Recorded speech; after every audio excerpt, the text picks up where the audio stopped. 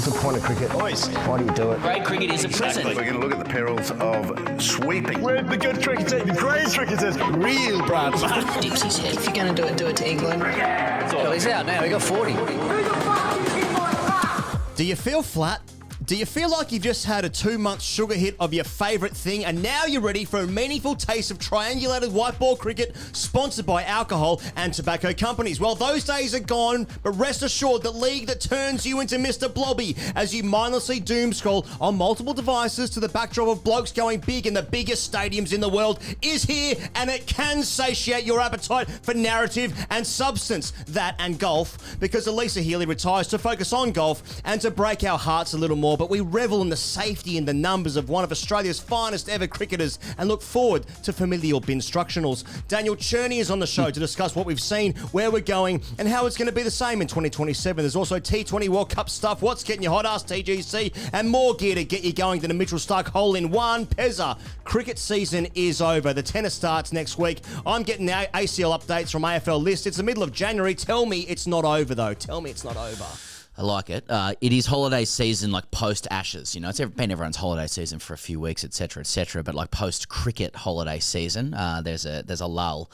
There's a relaxation, but I'm enjoying it on the back of 4-1. I'm enjoying the lauding of Australian cricketing legends in Alyssa Healy today. I'm enjoying some reacquaintance with the Blobby League. I'm enjoying fallout reportage after England's thumping in the biggest series of everyone's life ever. I'm enjoying Junior, he goes, on Stick to Cricket, where they do a bit of a cold open kind of thing. Okay. And he says on that he doesn't like people.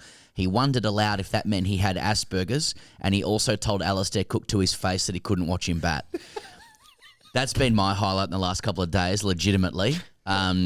Protect him at all costs. I'm serious. I'm enjoying Howie making a ton while batting with his boy. Yes. I'm enjoying Kratz sticking a hole in one. Yep. Heady putting from 30 metres. Monster putt. I'm enjoing people's expressions of love for cricket, as you said earlier, which is like manifesting in this aggressive overtone that we now need. Day-night ODI cricket, sponsored by defunct alcohol or cigarette companies, or as Nat Martin on Twitter put it, my brain wants Nathan Bracken charging in straight after the news to defend an Andrew Simons-led 5 for 325.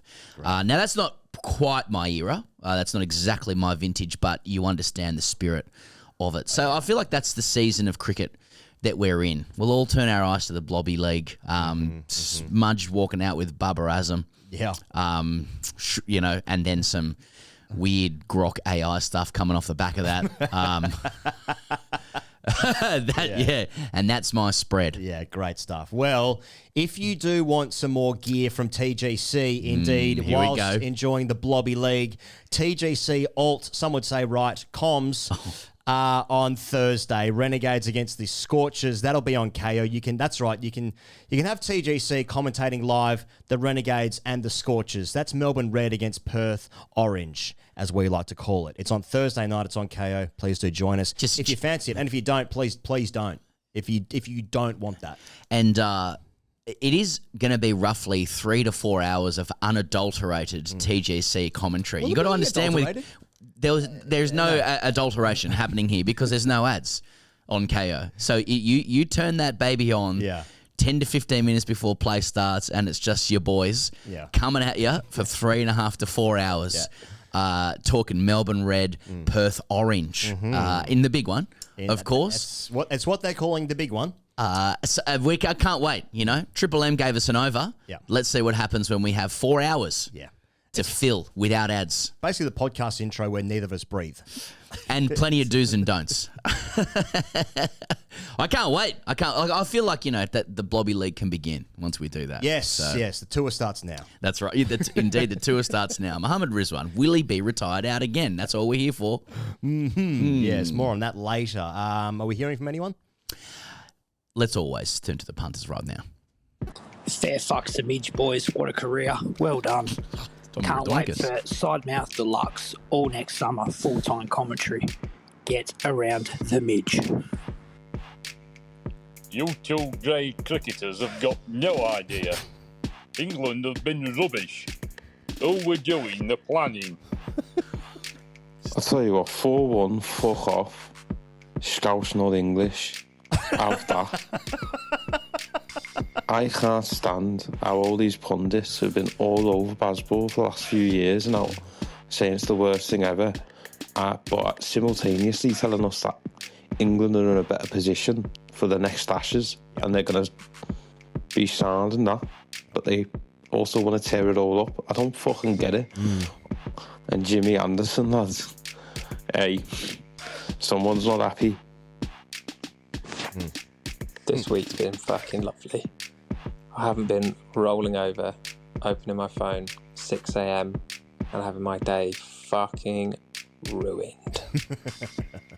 Just checking in, boys, to see if you have the dates for when the VB Tri-Series kicks off. Yeah, now we're talking. Can't seem to find the dates anywhere, but the thought of it's definitely getting me hot.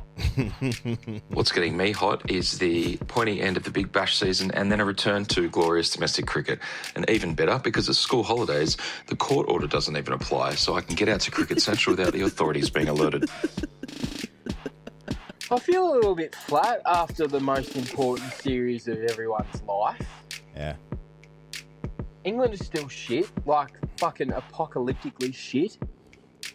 Australia are good, but old, but good. I just want to cut the cord, and then for the next generation to be better than what we've already had. And now Midge is retiring. Oh, what a weird sport. Hopefully Marcus Stoinis gets points in the Supercoach tonight. He's my captain. There we go. That's we asked for the views. That's what they gave us. Yeah, it's definitely a seasonal come down. There's no doubt about that. You know, the biggest series of our lives, build up to it. You know, the second last game didn't go long enough. The last game, people are going back to work in the midst of it. So, you know, like it's sort of a bit of a drip feed towards the end, and the series was over after 11 days and the coach said it didn't matter anymore. We were just playing for points. So, you know, like I understand that, but I do yearn and crave some more like meaningful cricket. You know what I mean? But maybe there's actually too much of it. It's just it's so splintered that I'm actually just getting drip fed a bit of everything all the time. But it's not like the fucking main meal, like a Sunday roast, you know? If there's anything we've learned about these Ashes, but we continue to learn about cricket, is that we as Australians, we do not know what we want. That the customer is an idiot, and we are the customer as well. Like we want to win and we want to bury them. Where 4-1 isn't enough, but even if we do it 4-1, we don't like the way that we've done it. Spot on. Do you know what I mean? Spot on. So do we want more meaningful cricket? Do we not want it? We don't really know what we want. Yeah. Well, there's plenty more TGC coming your way. You can still get the book Alphas, Champs and Chop Kings available at greatcricketers.com, of course. And of course, Patreon, TGC Raw, patreon.com/greatcricket if you want to get behind the boys and get an hour extra content a week. Wasted Saturdays, it's coming out again this week. You can win a $100 voucher with Mountain Culture if you get Clip of the Week. That'll be out on Wednesday this week for more Wasted Saturdays kind of gear. Cricket continues in many ways. People are still playing cricket. In fact, in many ways, it's midway through the season for everyone that plays cricket in the Southern Hemisphere. But that's if you're not called off for fires and heat. Yeah, there is that, I suppose. Let's start with Alyssa Healy retiring. She said in a statement on Tuesday, it's with mixed emotions with the upcoming India series. That the upcoming India series will be my last for Australia. I'm still passionate about playing for Australia, but I've somewhat lost that competitive edge that's kept me driven since the start, so the time feels right to call it a day. Knowing I won't be going to the T20 World Cup this year and the limited preparation time the team has, I won't be part of the T20s against India, but I'm excited to have the opportunity to finish my career and captain the ODI and Test side at home against India, one of the biggest series on the calendar for us. I'll genuinely miss my team. I'll genuinely miss my teammates. Singing the team song and walking out to open the batting for Australia, representing my country, has been an incredible honour, and I'm grateful for one last series in the green and gold. It is 8 international hundreds, it's 6 T20 World Cups, 2 ODI World Cups, 1 Commonwealth Games gold medal, 1 Belinda Clark award. Just quickly, Pezza, this is via Andrew McGlashan, Nasha from ESPN Cricket Info. She debuted for Australia in ODIs as a 19-year-old in 2010. In T20s, her career best 148 not out is the highest individual score among full member teams. She's played the second most T20I matches for Australia and currently holds the record for the most T20I dismissals. That's in men's or women's. She won the Women's T20 World Cup in the 2010, 12, 14, 18, 20 and 23 editions and the ODI World Cup in 2013 and 2022. She also was the ICC's T20I Cricketer of the Year in 2018 and 2019. But more importantly, it's the safety of seeing A. Healy going out to bat for Australia, to bat for us, to bat for you at home, crunching balls, cut shots, pull shots, lofted drives down the ground, winning the thing at home at the MCG before COVID crippled us all. Oh, the memories of safety. And Healy, you know, it's family, it's lineage, safety. I did like the article from ABC Online with a picture of Alyssa Healy. It said, Healy overcame the Nepo baby tag with sheer brilliance and a wry smile, and that was written by John Healy, which had to then stipulate in the article that he's not related to Alyssa Healy. Okay, yeah. But anyway. He worked hard. Exactly. Yeah. Well, maybe he hasn't. Maybe he's just had a leg up in journalism as well. That's right. A few instructionals. Off you go. No.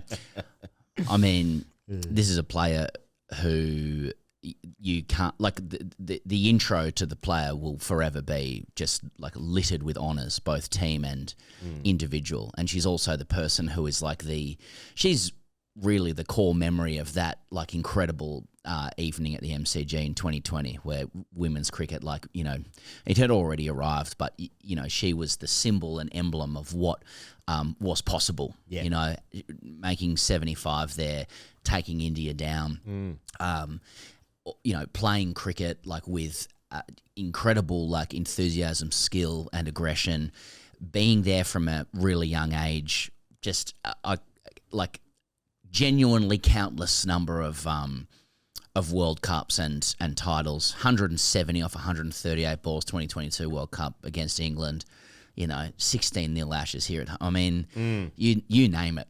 And now she's one of the best commentators in the game immediately. Yeah. I mean, come on. I've, you know, loved her frankness in the way she's played her cricket and her public pronouncements. I mean, she says here, like, in terms of her retirement, I just made it and told them, and off we went. Talking about her friends and family and Cricket Australia and whoever else she needs to tell.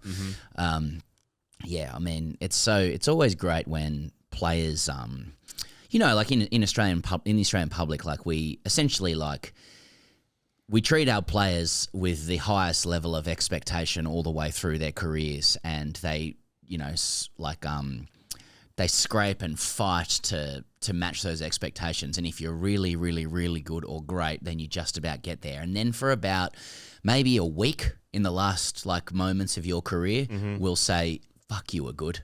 You know, and like we're getting that we get to do this with Midge, which is amazing. And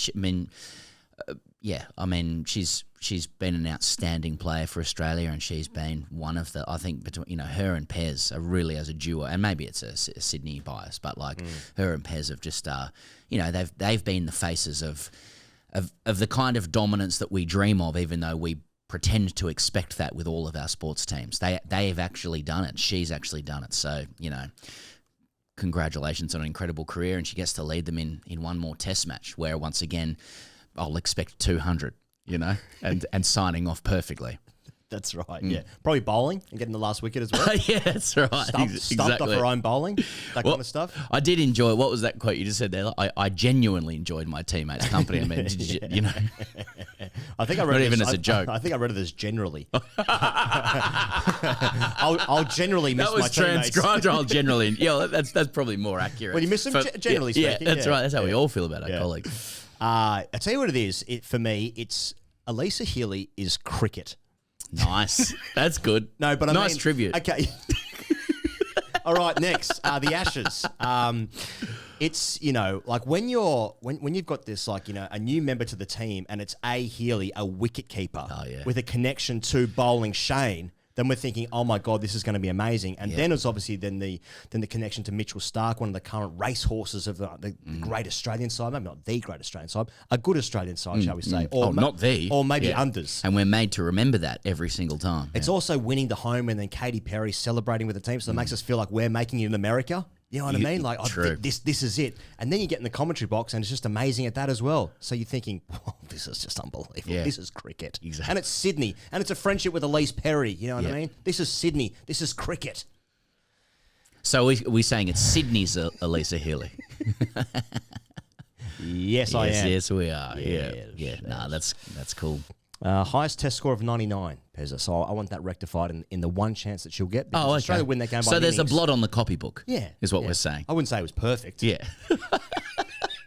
Important to point out amidst Alyssa Healy's retirement that she wasn't perfect. Yeah. She wasn't a perfect player. She's won every single thing available to her, including games, gold medals. Yep. But what about the 100? What about the fifers? Well said. It's I mean, I guess I'm excited for the next thing to come in, But I mean, you moving on? You ready? Well, it's always exciting to see a new player come in, but at the same time, Lanning, Healy, there is a slow moving away from the unbeatable great Australian side. Yes. Except the new one will come in and we'll just keep winning forever. Would you say Father Time's undefeated? Again, yes, I would. I would, yeah. Anyway, those are some touching sentiments towards Midge. A wonderful tribute. I'm sure they'll cut that one up and go, hey, did you hear this one, Midge? They'll probably play it on Willow Talk next week, I'd imagine. Okay.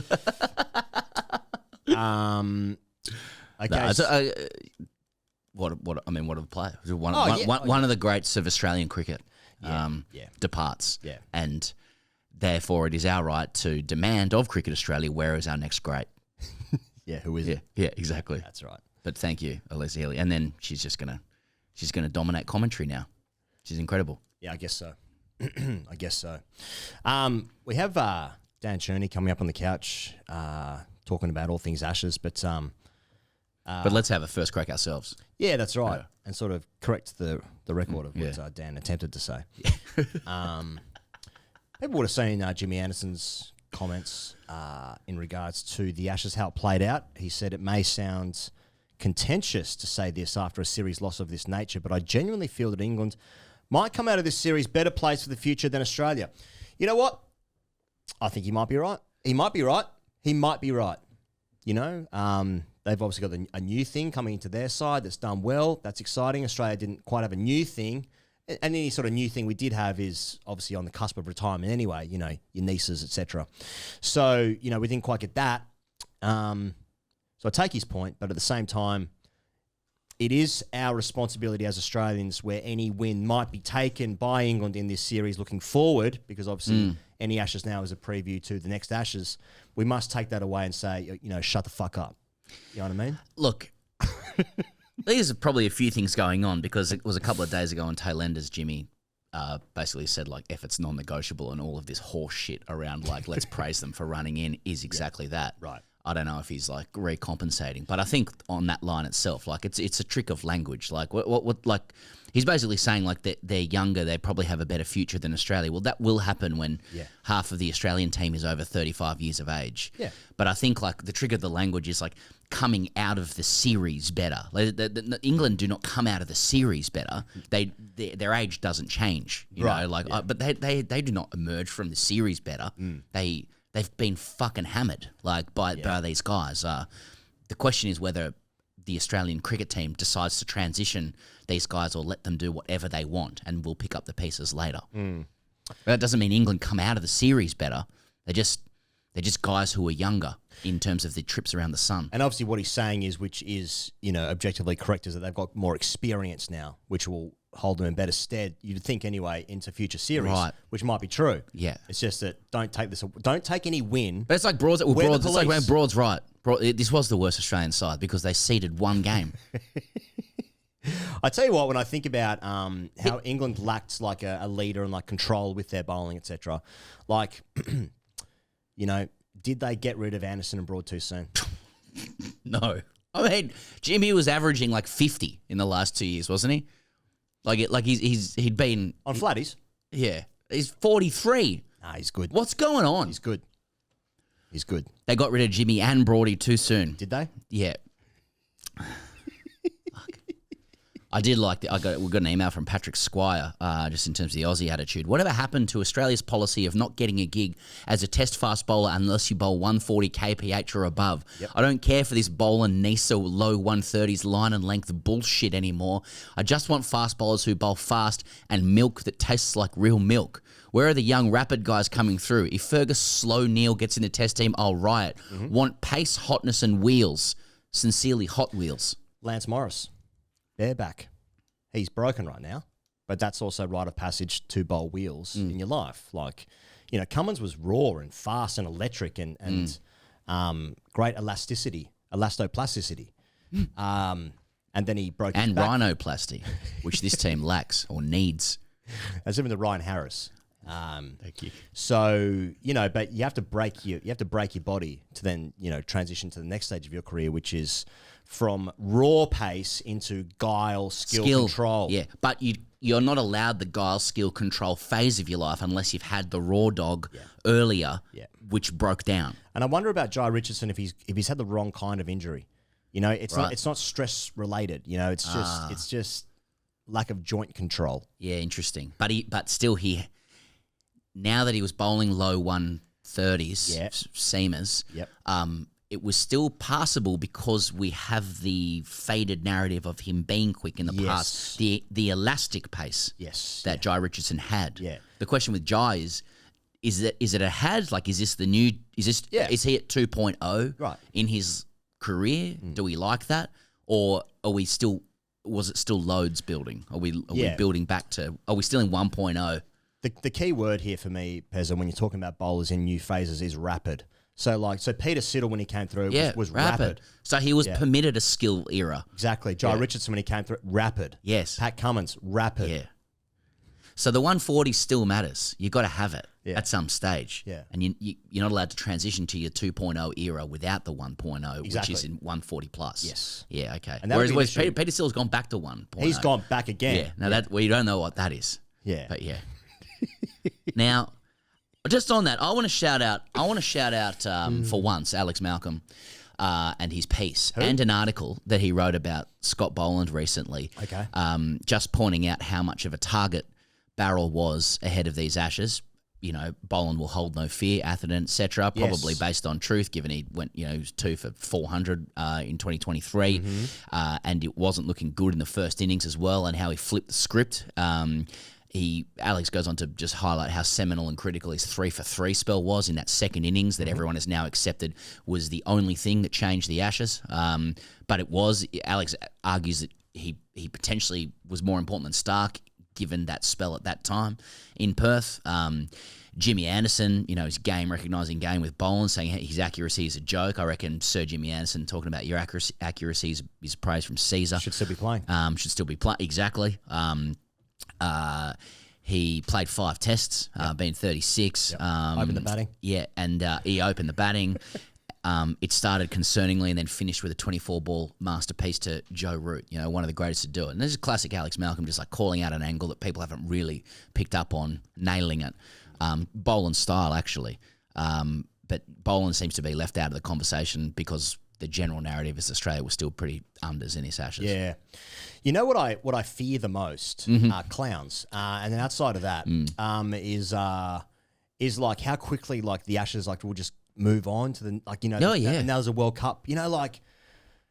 So many when you get the really close Ashes, I think the last 2 Ashes in England, right, have been really close, contested. 2005, great series as well, right? So there hasn't been like a really tight tussle between two sides. Even when England won here in 2010-11, it wasn't a close series. And like, I still want to talk about the Ashes because I had a good time when it was on. Like it was still. Are we at the garbage tip, like looking for vintage products though right now? Like is it all done and we're like, is anything in it? Anything here? Yeah, it's all just a doll without a head and a mattress, which I like. Indeed, yeah. And you're there with an umpire. Anyway, So, you know, because like it just goes like that, and there was going to be 1 million people at the games. Only 870,000, you know, got their chance to look at the game, But you know, like we have to wait 4 more years for another go at this thing here. You know, I mean, the next one starts in 5 minutes. Don't get me wrong, but you know, I'm sort of sad. Or maybe that's a flatness that I feel at the end of the Ashes, where like there was still 5 great games that I really enjoyed. You know, sure they went pretty quickly for 2 of them anyway, but it's like. I still want this. I still want to like live in the afterglow of like the great Ashes. I mean, an Ashes series, maybe not a great Ashes series, just an Ashes series, you know. But maybe people are like, move on. Is there a media thing here? Like, I mean, there were just games of cricket that happened, and games of cricket do happen. Now, clip this up. This is revelatory. This stuff. But yeah, like it was just Alyssa Healy's cricket. Games of cricket happen. Games of cricket happen. Like. Do we just manufacture meaning out of things that aren't there? Like, I just feel like this series was 4-1. Australia just found better ways to win the game against a team that, you know, was pretty loose. And now we're being told like, Australia's still ropey. They're not really great. Will this team ever be able to give us what we want? Like, is this Noah's Arcade, Wayne's World? You keep putting quarters in, you'll never get to level 2. Like, will this team ever satisfy the Australian cricketing public? 4-1 looks pretty good to me. They had to use some workarounds to get there because they were missing nearly half their side. You know, like the batting's ropey. You know, 3 guys did pretty well. Isn't that what happens in cricket matches? 3, like, what do we want? Are we unhappy until 6 guys average 50? Yes. Which doesn't happen? Yes. Yeah, is that right? Well, yeah. It's the conversation of like, you know, this Australian team was gettable. Every team is gettable in a cricket. fucking two team contest in a game of cricket. Into that, like any game, really. Cricket. Yeah. International players like the other team, they feast on ball machines and practice, and they've been worldies their whole life and really good at cricket, and they've got these averages and they've won games of cricket before. They're going to come over and they're going to challenge you. They're going to do things where your team then gets out sometimes, and then we go like, fucking damn it, why don't they all average 45? I don't know. Because, you know, in 2003, Australia won that series 4-1. And that is the great Australian team, 2003. Yeah, they still lost a game. How the fuck did they lose a game? Yeah. They lose it the right way. Like well, SCG, dead rubber kind of thing. I don't... Drunk dead rubber. Losses, yeah. I don't know. We have. I don't know if our impossibly high standards as a public is actually what's responsible for Australian cricketing success, though. Like, so, you know, we know that not everybody can be a generational great, but anyone that wears a baggy green needs to be able to engender a feeling within the public that they might be great. You know, that they have the potential for greatness, that they can hit that 45 average and, you know, take a 5-4 or bowl at a certain speed or something. Yes. We have a very hard time dealing with highly effective cricketers who don't hit these metrics somehow, or people that might be helpful for like 20 test matches or 25 test matches, which still take like 2 or 3 years to play. That's a lot of seasons of cricket. How fucking good you got to be to get 20 tests? How good you got to be to play for Australia? But that's how.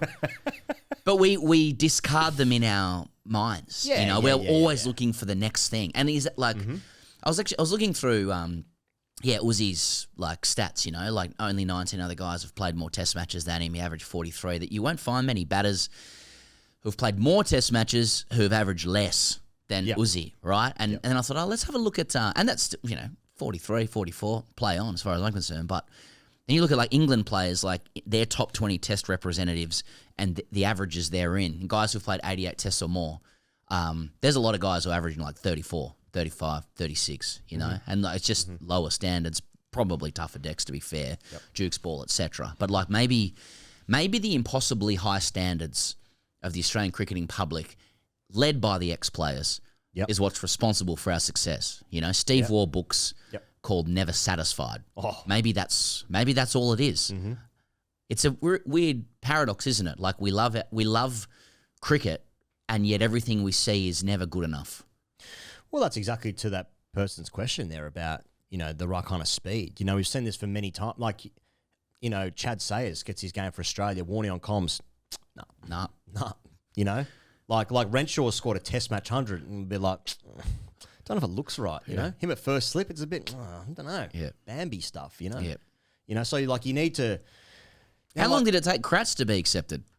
Yeah, I was thinking about that before. Like when less so, Cummins was always a jet.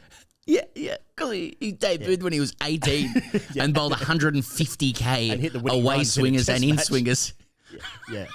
Yeah. So James Bond's okay, right? But then so Hazelwood. No one questioned Cummins. No. That's true. Hazelwood, Starc, and Lyon, now the most wicket-takingly players of all time. That'll do. Yeah, that's close enough. It's cricket. But probably took maybe 4 years and be like, okay, Mate, some people, I'm not naming who, but there's among them, there are some people who still aren't accepted. You know, like that's. Yeah. So that's good. And that's a good thing. That's a good thing. Good thing. Should be grateful for that. So whilst we on this show might question a few blokes just kind of maybe a little bit hard at one of the most successful teams that have ever played this sport, maybe we should ease up and say that's actually a good thing. Yeah. This is a good thing. We should, that's right. Trying to satirically impose gratitude on the team. That's not good for Australian cricket. Yeah. I agree. It starts with Bradman, I think. Getting bowled because he was crying. Yeah, his last every innings. Well, but that was an excuse. He probably did say it. He did walk into the sheds afterwards in the Oval long room and said, I picked it. I never picked it. Picked that. He actually, if you look closely on the footage of him getting out, he did make the wrong gesture to Holly and go, that was the wrong one, wasn't it? That was the wrong one. Yeah. I thought he was on the V thing with Smith. I'm very, very sad. Just on England, is there any more Aussie stuff there? I'll talk about the golf. Kratz? Yeah. Just blokes on the golf course when it's fucking 50 degrees. Yeah. Kratz is like, just win the Ashes hole in one. Yeah, no problem. He gets his brother down to the clubhouse there at Longreef, having beers, ringing the bell. Upper body compression garment. I thought he looked good. Yeah. The bucket hat as well. I wonder if that was an England bucket hat. Now that'd be good. From Duckett. Yeah. Oh, there you go. One of Duckett's buckets. Nice. I just read, just taking this in this sort of aftermath, post-mortem surfing stuff that people are doing with England. Sure. The morning after the Sydney Test, as England's players began the long journey home, this is from the Sydney Morning Herald, I believe. McCullum headed to the Gold Coast for the Magic Millions horse rate meet and sale. While England were in New Zealand, there was a worrying omen for the Ashes. Stokes died. Stokes was a 6-year-old gelding, a, quote, big chestnut with a pale face and dodgy legs, as well as a big heart, according to its owner and breeder, McCullum, who named him after the captain with whom he had become so deeply entwined since being paired in 2022. Okay. Is it end times for McCullum? Like, is this where we're... Has anything happened the last couple of days since we last chatted to suggest that are people moving on? Are the old players moving on in England? Is there a little bit of are they going to be the ones sort of Cluedo style who get it done? Yeah, it seems so. Is it Richard Gould? Is that who's the head of the? Yeah. So he's obviously doing a thorough investigation. Oh yeah. Marking his own homework. Yeah, that kind of stuff. As to what's gone on in this series. And I saw Mark Ramprakash write that it's time to move on from this team. I think that a lot of people that have felt that this side wasn't conducting themselves in a way, I don't include on the field as well with that. Great time to lay the boot in or just be validated given that, everything builds up to this most recent series for England and it hasn't worked out. So, yeah, but I mean, it does feel like the wagons are circling. Yes. But there's also a T20 World Cup. So I think it's going to be, I think Richard Gould said in the next couple of months they'll come to terms. But yeah, I mean, it is all falling over. I mean, this whole thing with the Harry Brook, New Zealand incident, it's like, it is remarkable that was allowed to happen. Then he could just play the next day. And they didn't, I mean, Michael Vaughan made this comment, right? He said that they should have suspended him for that game and then just dealt with it there and then, But maybe they felt like they were already under a bit of pressure. They'd already lost that series 2-0 before that had happened, before losing it 3-0 that following day. So maybe they felt like there was a bit of pressure building anyway. I don't know about the preparation stuff with like, Lila Kill versus the Whacker, etc. I'm not sure how much that was already on the mind of those people, but I don't know. It's just, it does seem like a pretty loose environment, but only because they don't win. And I think the Australians would probably be doing pretty similar stuff. The Australians don't do like practice matches, tour games in India, or I don't think the UK last time they went, did they? No, they were playing the World Test Championship final because it's before the IPL, so they can't actually play any games. So teams don't do this anymore. In terms of the drinking and the golf culture, well, I reckon it's probably pretty similar. The only difference is that Australia wins. Like you saw how the Australian... Do you think the Aussies get on the piss as much as these guys? Mate, okay, I'm not sure. I think... Yeah. Look, okay, I said this last week, but like if Travis Head is like getting involved with a bounce the night before a game in New Zealand, I mean there's no way that could be covered up. I would find it very hard to believe that would be able to be covered up for as long as what it was. So, but that aside, I don't think that would happen. But my point was going to be, you saw how the Australian public and the media reacted, ourselves included, when Usman like couldn't take the field because he'd been playing golf the day before. That was the perception anyway. If he feels differently, so be it. But like yeah, so like it's it does seem like that preparation side of things. Like if you're winning, whatever you're doing is working. You're getting away for the game. You're playing too much cricket. This is the best thing for you to get yourself right. If you're losing or if you can't take the field or you're injured or whatever, then it's a bit like this isn't right. But I feel like both teams play about the same amount of golf, Australia and England, right? I don't think there's any problem with the golf stuff. It's just guys getting on the flogged, the larks. Yeah. Like night before a game stuff. I don't think you hear about the Aussies getting smashed night before a game. Nah. Well, what about like, might be, no, I think the Ashes are about the same in the UK as well.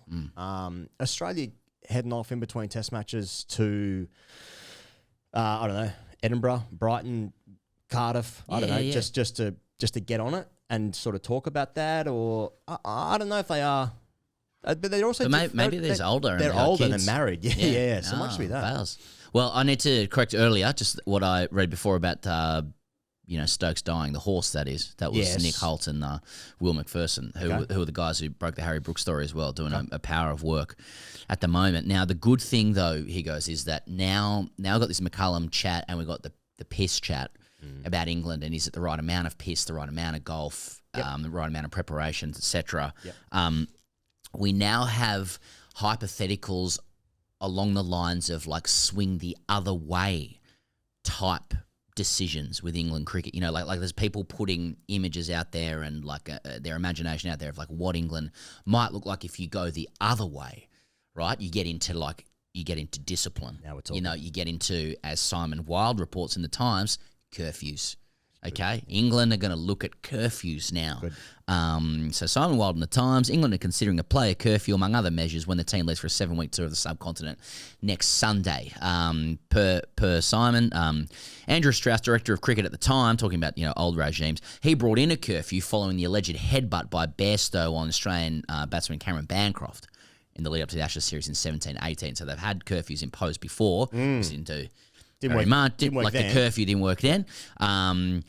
That came only weeks after the incident involving Stokes outside a club in Bristol. Don't remember that. Don't recall that. And he was defending what happened there. He loves those situations. That led to him missing the Ashes tour pending an investigation. That's right. Which has since done. He was defending. Now Stokes himself scrapped the curfew in May 2022. Yeah. Right, so that must have been a 5-6 year curfew. I guess so, yeah. After becoming Test captain in a new partnership alongside McCullum, that sought to treat players like adults, there are now widespread fears the system has become fatally relaxed. Okay. So curfew was initially out, curfew in following Bristol and Bancroft, curfew out 2022, curfew back in. Now they lose their piss rights. Yes, England. Now let's talk how we might swing the other way in terms of coaches. Okay. Right? So you've got McCullum, which is horses, golf, relaxation, piss. Yep. Other end of the spectrum, JL. Yep. Okay? And there's been a few whispers around JL. Oh, yeah. Okay? refused to answer when asked if he'd consider it, called Jacob Bethley's boyfriend, and he's preaching discipline at a live show with Michael Clark that some might see, right? Wearing a chain, red plonk, sniffing people's food to describe how important it is with discipline to watch the ball, sniff this. There's one picture of swinging the other way. The other picture, speaking of food, chef Alistair Cook, come and get me play in the Times. Okay. What does he say? The headline, my advice to Harry Brook, ... and why England coaching job tempts me. Now, what does he say here as well?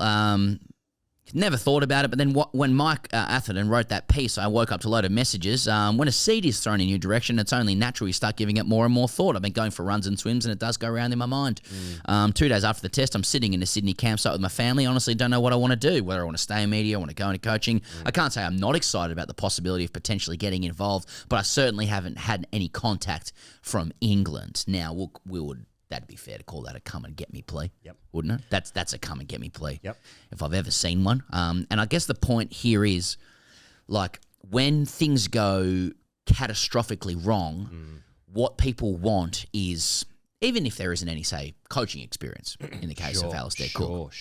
But what we want is, like, safety. Like, we want shapes, and we want kit, and we want familiar sounds of the voice. We want recognizable values. We want to win. We want to throw a, speaking of seeds, a seed for tradition, right? Things have gone too far one way, swing it back the other way. Give us JL, give us Alistair Cook.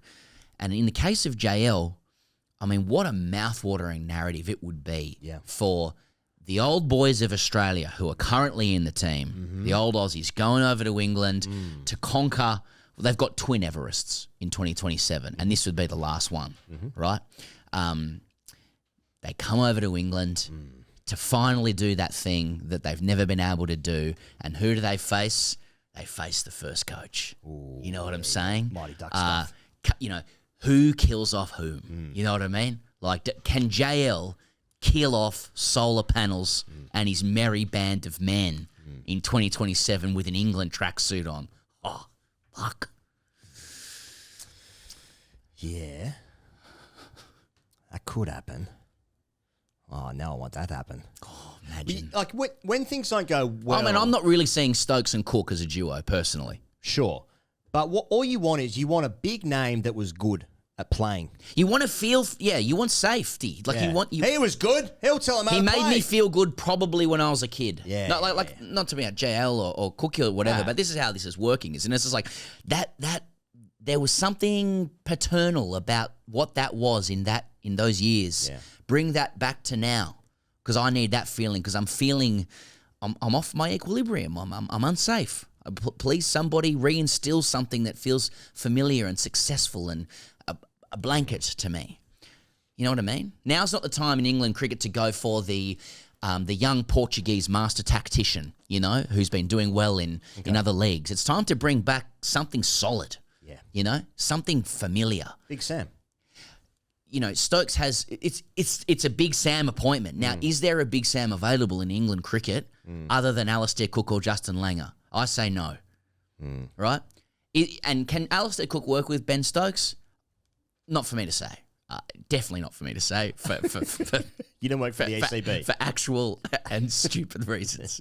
But JL probably has a personality strong enough to go with Stokes. Because they're saying Stokes has emerged from his ashes stronger. Everyone's agreed that. Sure. And that's what everyone said. The warrior qualities. Yeah. Well, I'll tell you what, I'm watching the shit out of the next season of the Test. If JL's coach of England and captain, he's playing now. Give him time. He's got to open with Duckett. I mean, I got to say, it's if sport is a TV show, and it is. It is, yeah. There can be no other higher. Coach Bombay, Gareth Southgate, Big Sam, God. Justin Langer. There's your backroom coaching staff. As you said, I am watching the shit out of that. Maybe I'm going for England. I'm back on Ancestry.com. How English am I? Yeah. Are they sponsored by Tetley's? Oh, okay. Bring Tetley's back. Yeah, and the God. kid has got cream. What about JL getting his hands on the talented basballers? Just from a batting perspective. Talking about theories. Yeah. Fuck yeah. Do you reckon that if you are going to play for your country the next day, do you reckon you need a curfew? Because I reckon if I'm like 24 and I bat 3 for Australia and I'm single, I'm probably going out. You know what I mean? Because I'm an idiot. Yeah. That's my point. I'm 24. If your coach is telling you that piss is good. Yeah, that's true. Yeah. So the coach is saying, like, get out there, son. The coach is saying... Come back in the morning. The coach is saying everyone else is wrong. Fresh... You know, if they win, it's called freshness. Like, it's called a revolution. It's called, like, this is how you manage young professional sports people. Wasn't there... When Jimmy Anderson had just retired, he was the bowling... maybe not the coach, but he was doing like some consultancy work with the England side. And then he left for 2 tests to play golf. That's right. He was the coach. Yeah. It might have been the India tour. Or was he allowed to arrive late to a test because he was finishing a round or something? Yeah, he was doing like a pro-am thing or something. Yeah. So like that, I mean, if you're in that setup, you're like, this is awesome. It's awesome because I can do whatever I want. I'm not going to get dropped. That's why I want to defend baseball. Yeah. They got pumped out here for all apart from that one series. Apart from that one series that happened.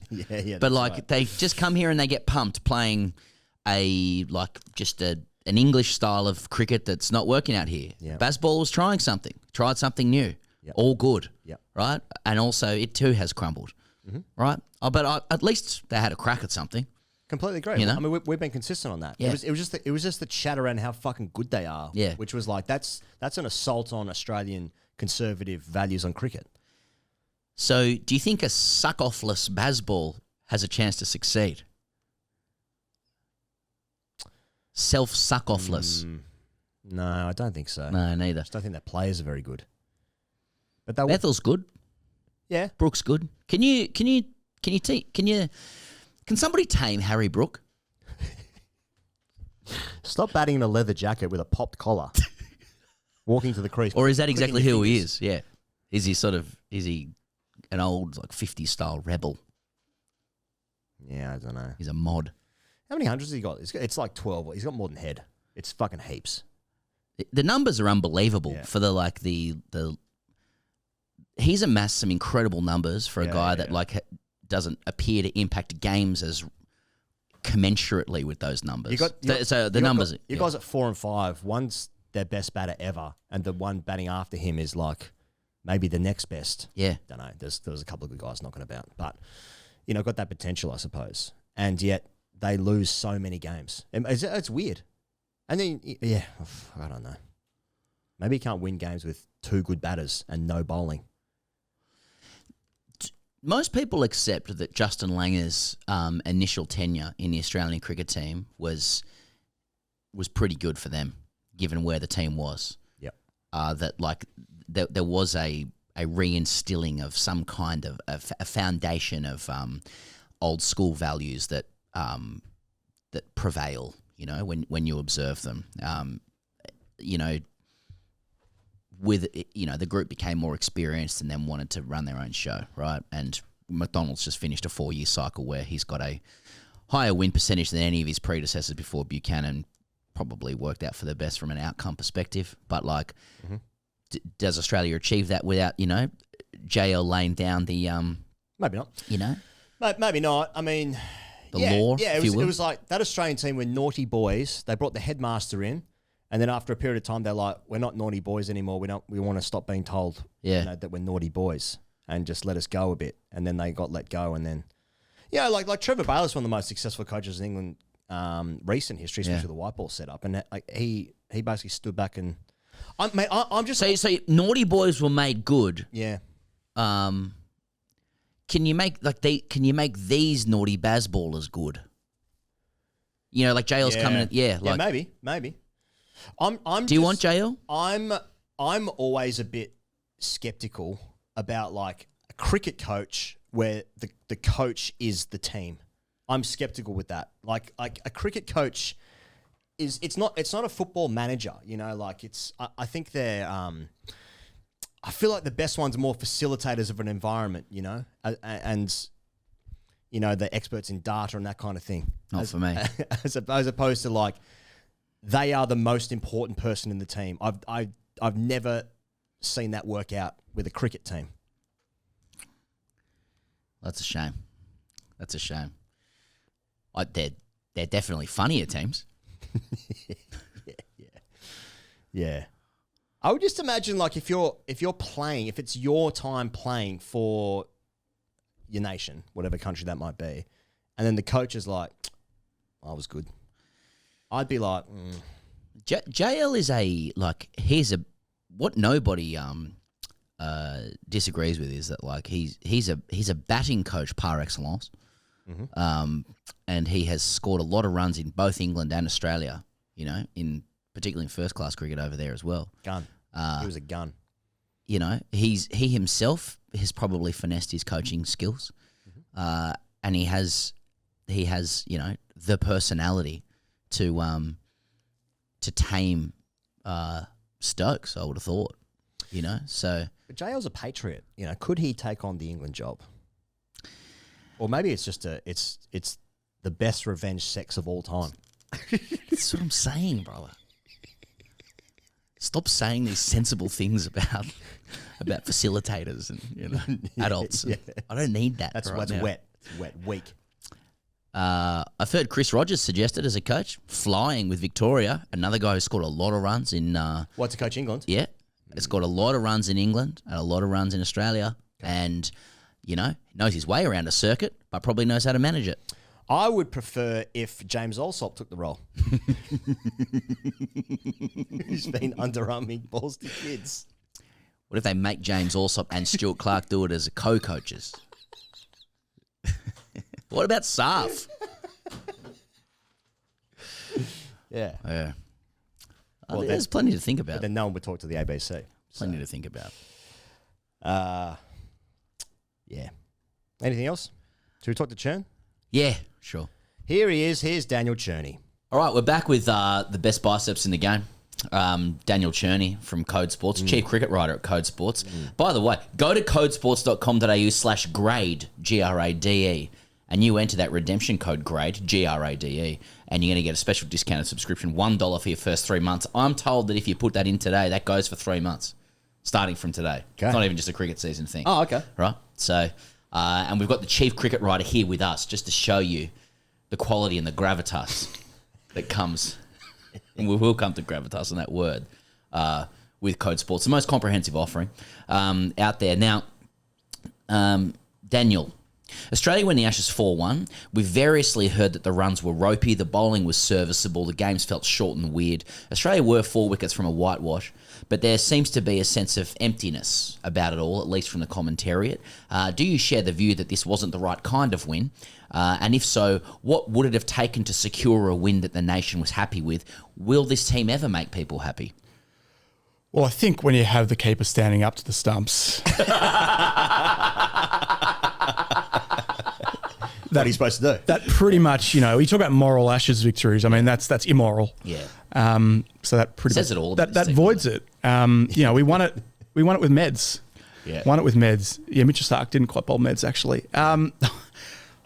It's an interesting one, isn't it? I think we, as an Australian cricket public, hold this team to such a high standard, and there's such nostalgia towards the golden era that, you know, particularly. And look, they've won so many series 4 and 5-0 at home, mainly against England, but even against other nations, that it's very hard to be satisfied, because 4-1 is like, okay, yep, what next? That's the default.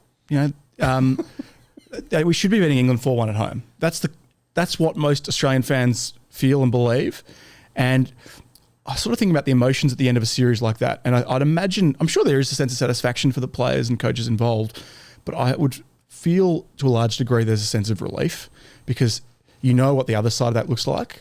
And it's only happened once in our lifetimes, so the living memory, being 10-11. And, you know, that's job's gone, Argus review, all that sort of stuff. So effectively by winning the Ashes 4-1, what you've done is, and when Andrew McDonald did that press conference after Melbourne, he goes, what's the difference between 4-1, 3-2, 5-0? He goes, nothing, we've got the Ashes. Job's done, WTC.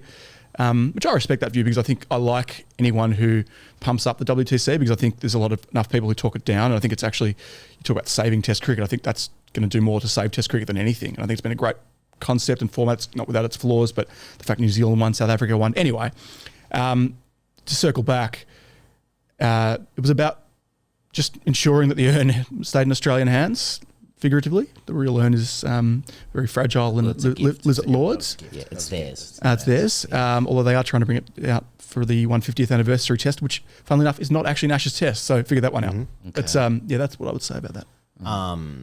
In the same theme, Churn, that Australia is the number 1 ranked test side. Is George Bailey the worst selector of all time? Should we take his head?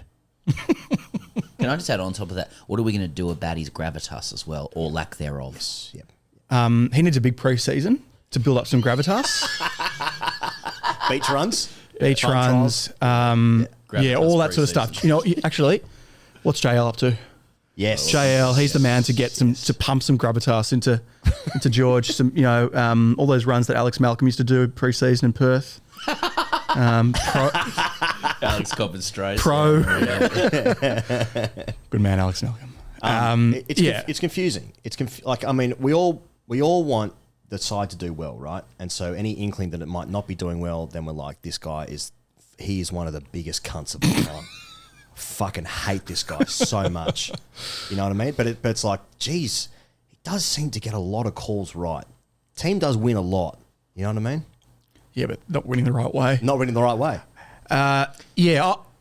Look. Will he be respected until he exhumes Warne, gets McGrath back, and basically Bradman? gives us sure, but just will we ever be happy unless that side plays again? Yeah.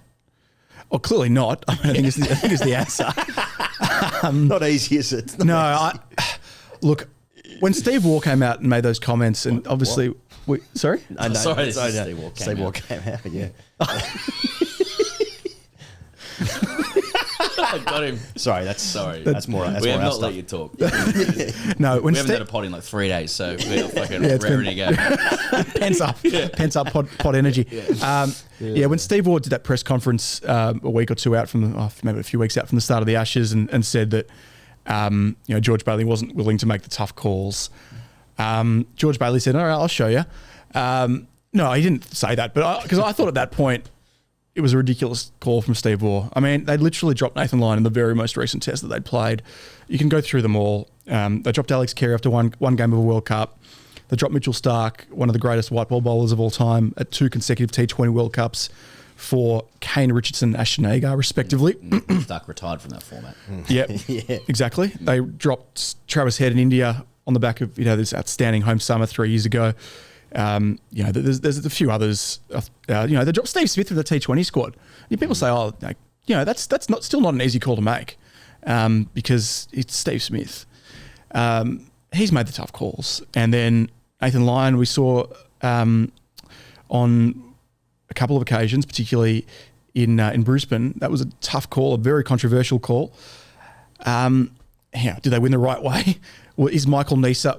Would Australians prefer that they win a bit harder, but with Nathan Lyon picking up a 3-fer, than Michael Neser taking 5-fers with Corton Bowles? I think there's a genuine philosophical question to be asked. I know I'm not being flippant here. I actually think there's a genuine discussion there. I think they actually might have some sort of spinner. Same in Sydney. I think Steve Smith conceded in hindsight that they might have got that wrong, but they still did win the match. And you bumped the batting down to Bo Webster coming in at 9, making 70-odd and taking the game completely away from England.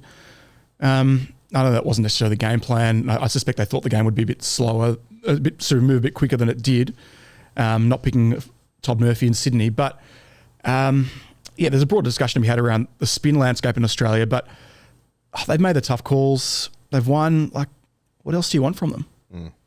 Well, I mean, where do you suppose that this continuing view about Bailey comes from then? Because it is not supported by the facts of his achievements. What is it? I know we're joking about it's not the old team and stuff, but let me put out there that like there is just an ongoing frustration or anger from the predecessors of Cummins' era that this team doesn't do things the way that they did or something, and that someone is going to pay one day and we're still waiting for them to lose. I mean, I think there's a few factors there. Look, one, being the chairman of selectors of the Australian men's cricket team is inherently a job where you're going to cop it. And I think Trevor Hohns copped it, Andrew Hilditch copped it. To be fair, they did lose quite a bit in that era with respect to Andrew Hilditch. John Inverarity copped it. Hohns again copped it when he came back. Greg Chappell. Yeah, selectors are going to cop it. Yeah. Everyone's got an opinion. That's the great strength of Australian cricket is people care about who's in the test team. And I think to be fair to George, he's accepted that. Like the day that goes, that's the game's gone because people don't care. And if they don't care, well, you can move on with your life. Right. We don't have jobs. I think beyond that, I think there is still that cultural element around. Well, there's criticism of him being too close to the players. Now I think there is the view of players from generation ago say, because they think through their own prism, their experience of selectors was some guy in a suit and a tie who they saw a couple of times a year who was kept very much at arm's length. That is a very different iteration of selector to George Bailey, who's there, never misses chest day, short, often seen at body fit training centres around the country, several which he owns in Tasmania. But, in all seriousness, on the wanger, having a chat, doing fielding drills with the team, and just being good around the group, one of the boys, so to speak. Now, George would argue that allows him to have a closer eye, informed decisions, make better informed decisions, and allows you to build up good relationships and trust with players. And I think it's also informed by George's experience when he was a player, that he did not necessarily always enjoy the way of that arm's length and some of the communication between coaches, selectors, and the like. So I think it is ultimately just a generation gap and a cult. And then there's the element too where I think there is, and look, clearly this current Australian coaching team and our leaders have taken steps to try to bring the old guard back into the fold. We saw that most notably in Adelaide when they came into the rooms. I think Stuart Clark was among them, who went into the rooms after they'd retained the Ashes. But I still think there's a bit of residual. It's always bubbling beneath the surface, the residual effects of the Langer departure, albeit it is 4 years on. I still think there's a little bit of that there. I think some of the criticism is not completely unfair. I mean, there has been probably a broad regression in the batting. Now, again, there's multiple factors there. There's the pitches, and there's the Kookaburra ball, and it's hard to sort of know, where one factor starts, one ends, how much each can be attributed to the general malaise within batting. But when Ian Healy and Matthew Hayden questioned Michael Di Venuto as batting coach, I think that those questions are not broadly unfounded. But maybe they add on an extra 15-20% to sort of stick it up, and just remind everyone of who's boss and who played for Australia who didn't play a handful of ODIs or tests. We're the greats, and don't you forget it. Yeah. How do you see the Cam Green conversation, just in relation to this summer specifically, because his numbers, of course, are Stokes, Flintoff comparable, yet there's a feeling of underperformance. I think this series wasn't a great series for him, but where do you sit on that conversation? I think undoubtedly this series he did underperform. I think everyone in the team, around the team, would acknowledge that. I think there was some of the language that was used around his spot in the side towards the back end of the series. McDonald very much didn't lock him into Melbourne until relatively late. It's hard to know just quite how real that was, but clearly he did hold his spot, so they haven't dropped him. But and they don't play again until August from a test perspective, so they're not going to have the chance to. We're not going to know for a long time now. But the fact that he dropped batting wise down to number 7, I think is not for nothing, and show that they don't have that much faith in him as a test batsman. I mean, he'd gone from number 3 to number 7 in a pretty short period of time. Now, I know that's part of the all-rounder conversation and the fact that Alex Carey was batting so well. The broader discussion around Green, I think there are two factors there. I think one is that there's an expectation management. So this is a guy who's come in at 2021 as the boy wonder, as the generational all-rounder, the sort of the white whale, this guy that we've been looking for a long time, the elusive all-rounder. And I think he has suffered the same fate as Shane Watson and Mitch Marsh to varying degrees around just, there's an expectation there that is very hard to live up to. And then I think as an extension, his best performances, at least with the bat in Test cricket, have come overseas, out of sight and out of mind. So maiden Test century in Ahmedabad, admittedly it was a road, but he did get it there.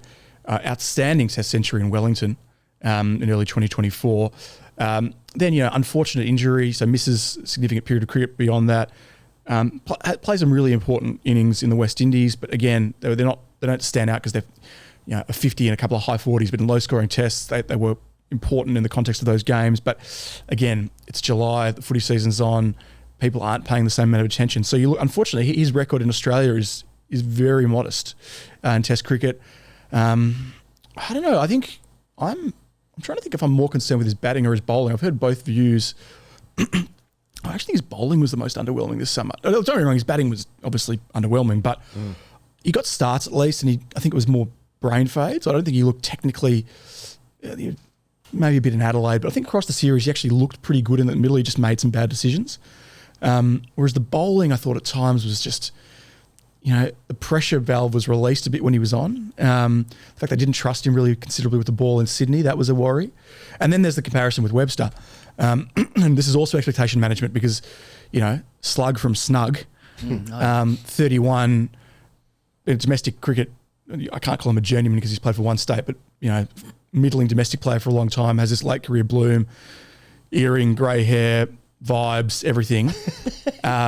And comes in and just does these jobs repeatedly, and in a couple of noteworthy tests in the heart of the Australian summer. So it's the old compare the pair industry super fund, and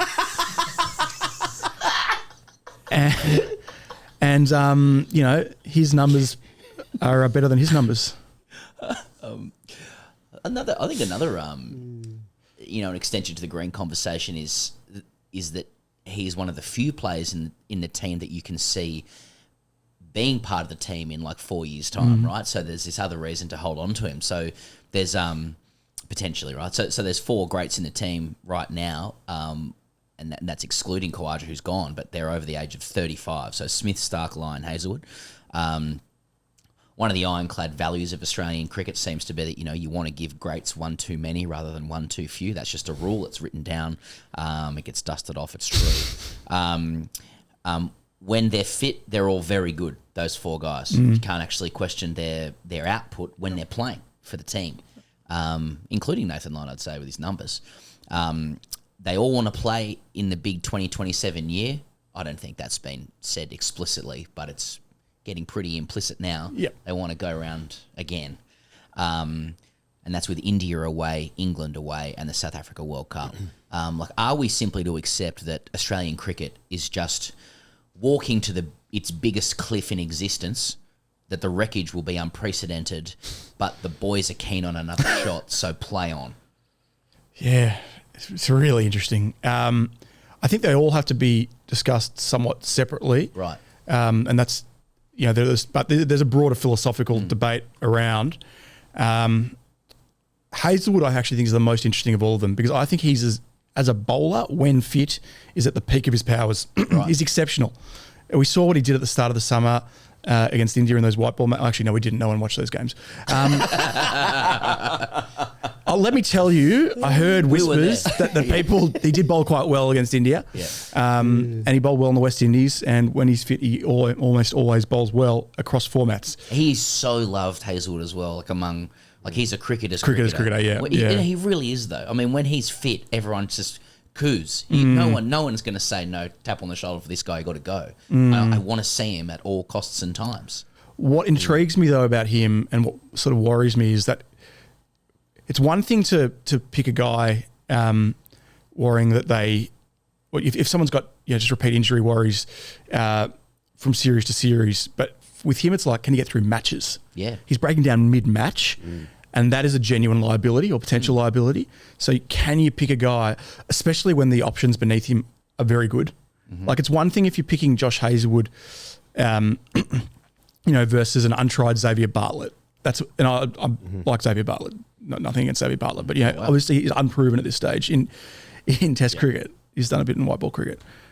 But if it's Josh Hazlewood versus Scott Boland, now I know Boland's had his hip in that, but he's getting through matches and he's extraordinary. I don't think he's got his due rewards. Completely agree. From he arguably bowled better than Starc during the series. Starc bowled brilliantly, but Boland was exceptional, particularly after that. And I thought it looked like it could be going the same way in that first day in Perth, and he just the mental fortitude to work his way back. But anyway, if it's Hazlewood versus Boland, it's a tough call. Hazlewood versus Nisa, I mean, I think you go Hazlewood probably, but gee, Nisa's done nothing wrong, more than nothing. Like, he's been exceptional himself. And then, they had a taste of Jai. Doggett didn't dominate, but, was very, very much serviceable, played a role, probably didn't play the role that he is actually born to play, bowl all the short stuff, which was what they needed at the time. So these are tough calls. Then, Lyon, I mean, there's two discussions with Lyon. There's the fitness and fitness discussion with Lyon and will he be right? And I suppose it's a bit like Hazlewood, can you trust him to get through games? But then there's the broad discussion of spin in Australia. Like, is he surplus to needs? I think there's a very strong argument at the moment to say that he is surplus to needs in home tests, because we've sort of seen that. They've been winning in spite of not picking a specialist spinner, and he's had very peripheral roles. Maybe it's 1 or 2 tests this summer. I think the big one for him is India 27 now. I think realistically they're going to take 3 spinners to India, and there's almost no way he's not the best 3 spinners in early 2027. So I think you persist with Lyon, but it might be a matter of, mate, we can't pick you every game here. Like, we're going to try to nurse you through to 2027, and you've got an enormous role to play here in India. Then the Ashes we'll see. Smith, no worries. Like, he'll just keep going. And they've found a way here. Lives in New York. Look, the optics, debatable about him not playing any Shield cricket the back half of the season and playing, but at the end of the day, it's working, and you just don't toy with that the way it's going. And who was the other one? And Starc. Well, he's a freak. We'll go to 2027 with I think they will. 4 blokes who are 36. And you haven't even mentioned Boland, who will be who also really interesting. Like, you wouldn't have thought 4 years ago that he'd go, but again, he's durable. Yeah. Nisa, if you're picking the 5th quick, is it Michael Nisa or is it Jai Richardson, or are you looking at Bartlett or O'Neill?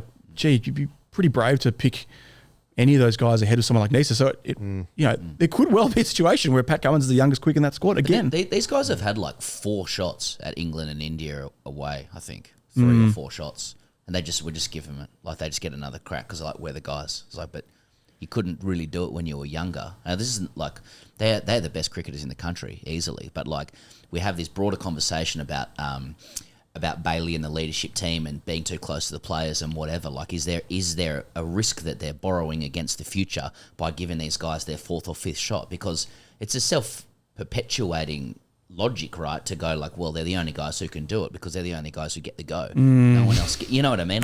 When does the investment happen?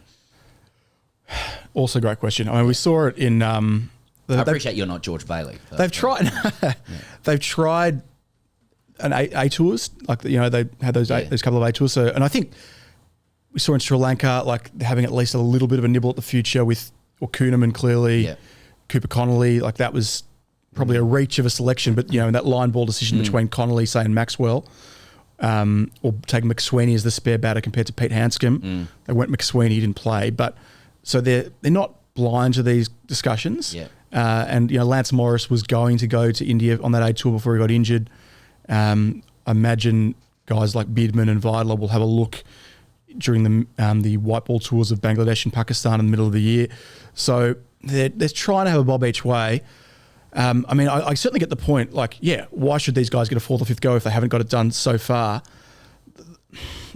I think they're all different discussions, but I think Lyon has proven now on consecutive India tours, having not been a great performer in Asia for a while there, he has proven himself able to do it. Starc, ditto, very good record, and also did it well in England in 2023.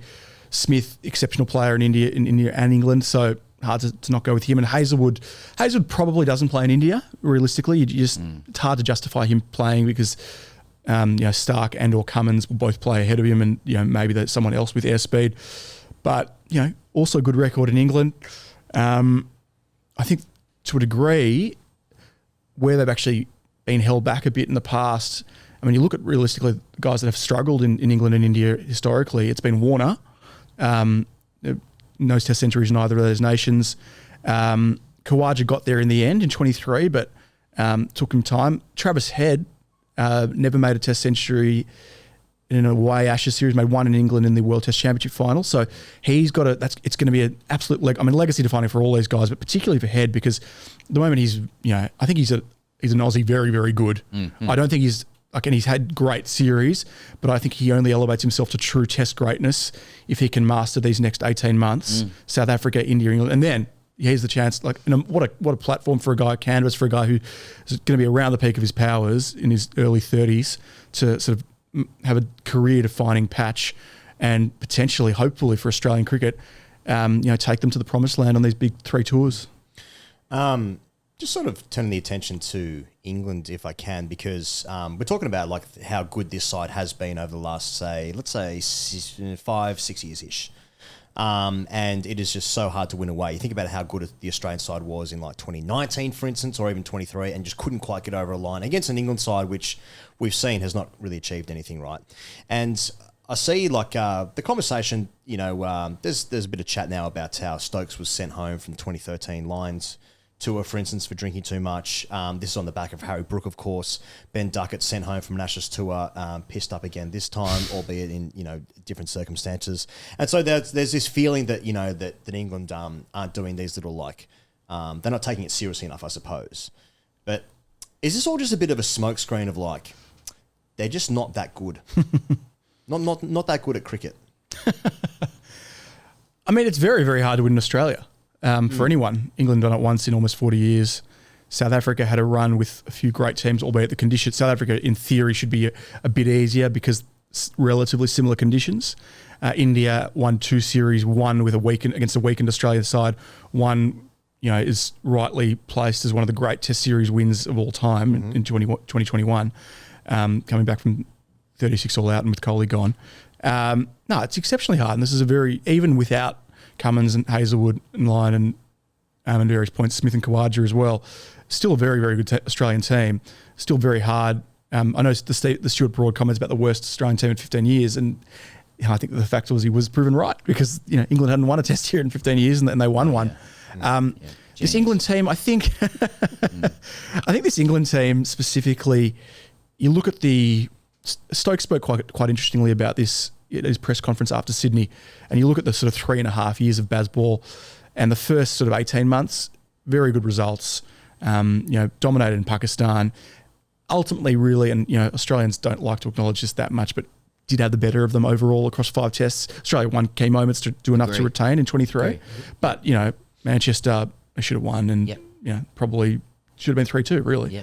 And then, some good performances in New Zealand, but probably since that India tour at the start of 24, after that big Ollie Pope century in Hyderabad, I think it was, just dropped away. And then, they forced, or Broad retires, they force Anderson out. And it's a different looking team. I mean, so much of that early success was based on some of these incredible chases of Johnny Bairstow and in this world year that he had. Moeen comes back and plays a really important role in the 23 Ashes. Broad is still excellent in 23. Anderson, not a particularly pivotal player in the 23 Ashes, but nonetheless still played some very good cricket, either side of that, and kept things tight. And you knew what you were going to get from Jimmy Anderson. Chris Wokes, also on home soil, a really important player in that 23 Ashes series. So they've turned over half the team. And while Joe Root is still at his level, if not better, and Stokes, albeit didn't have a great series with the bat, played a couple of very gritty innings, but I think he's largely held up his end of the bargain. They brought out players who the jury was a bit out in terms of overseas touring, and particularly in Australia, and all the queries about would they have the temperament for it? How would Ben Duckett at his height and with his game plan go in Australian conditions? Harry Brook on shorter Australian grounds, ditto Jamie Smith. I think the biggest thing was the bowling. The biggest problem was the fielding, but the bowling. And you look at the numbers, and they're not dreadful because I think Cast has ended up just done this bizarre series where he's bowled some absolute dreadful stuff, but he's ended up taking wickets. But they haven't used him as best they could have. You know, he's been used as a new ball bowler when he's not really that. Tongue's come in too late. Was always ambitious to think that Wood and Archer would get through, you know, combined 5 tests, and they've got through combined 4, but realistically, Wood's played very little role, and Archer has been okay. Archer, I think, probably got a pass mark, just maybe a bit above that. So, and then the no spinner. I mean, in the end, I suppose Australia didn't really have a spinner for most of it either, but yeah, they are a limited team, and it's not the best Bazball version. I think that the dream, really, it's funny. Sometimes you can, it can be over before you know it, and you can think the peak's, you know, the peak can be quite narrow, and maybe the best time would have been if they'd come out in 23, 24. Maybe Australia would have been really gettable with an aging Warner, aging Khawaja, and with the big, you know, some of the depth quicks not necessarily tested, but England had moved guys on, and the guys that they brought in have just not been able to fill the breach as much as they would have hoped. Do you think the Australian team is a better shot of finally winning in England overseas with the Bazball regime still in place and that method of cricket on, you know, on feather beds, front dog, will have the momentum, etc.? Or would Australia like to see regime change, a more disciplined England outfit? Maybe they juice up the decks a bit more. What do you think represents Australia's best chance of winning over there? I think they are still a bit. I think they would still be a little bit spooked by what happened in 23. Again, they came back with the urn, but there were just moments in that series, particularly Manchester, but even various points across some of the other tests where it really did get away from them very quickly. And in those conditions, we can see what they do. You know, like Ben Duckett is a very different proposition in England to Australia. So I think the flat decks with it, you know, another year into these aging Aussie quicks, I think that would worry them. I think Australia will want, realistically, with a young team, like I think with an older team, I think they'll want shorter tests. They won't want repeat. You won't want Mitchell Starc bowling repeat. Like obviously he's incredibly fit, but you'd probably prefer not to have him bowling repeat spells. I think they're more likely to get it done if it is a bit more of a conventional England side. Maybe that's just me speaking from sort of my memories of the 23 Ashes series and just the moments like, wow, gee, this could, and even the first day in Perth, like they got to, and then the first day and a bit in Perth. I mean, there were moments in this series where England did show that ability, but conversely, Australia's actually played much more aggressive, batted much more aggressively than they did. Obviously, moving head up the top hasn't been a huge part of that, and Weatherall to sort of to a large degree. Yeah, I think they had some synergy, but he's written heads coattails to a large degree. And then, you know, Alex Carey in the middle order has been batting so well, so aggressively, taking games away. Stark's made these sort of bonus runs. Marnus, not the results he would have really wanted, but again, at a good clip for the most part. So, and even Smith's been batting a good clip. So I think Australia's game's evolved since 23. I mean, look, they're hypotheticals, aren't they? I probably lean towards they'd actually prefer a regime change. But you know, the counter argument is, well, maybe that England get their house in order and bring it back a bit, and that will be dangerous. So who knows? It's funny, I hadn't thought about this, but yeah, but given the England-India series in the our winter just gone, 25 days of Test cricket over 5 Test matches. Just thinking about our guys will be 63 years old. They would have no interest in like that, because what happened in that series is that both teams were fucking dead by the 5th tests. Jamie Overton plays a game midway through. It says, "This is my last one, by the way." Now he's playing for the Strikers. You know, Boomer only plays 2 tests, of course. So yeah, it is an interesting proposition. But I mean, before then, I mean, the next time Australia play against England in a Test match will be in Melbourne in March.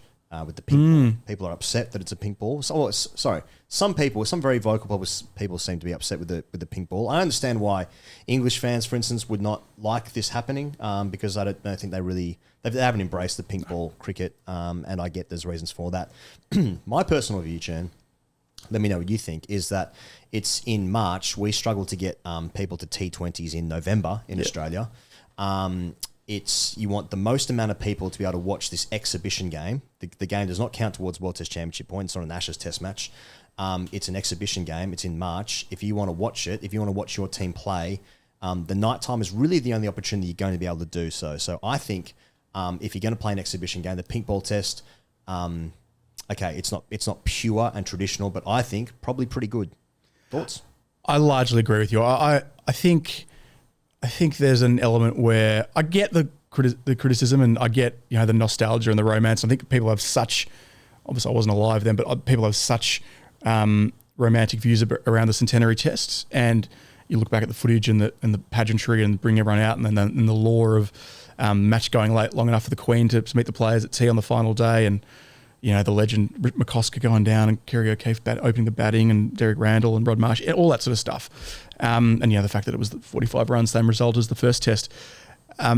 But yeah, I mean, there's going to be people ticking off if we don't get that result again. Yeah. Actually, I wonder what odds you can get about that, actually.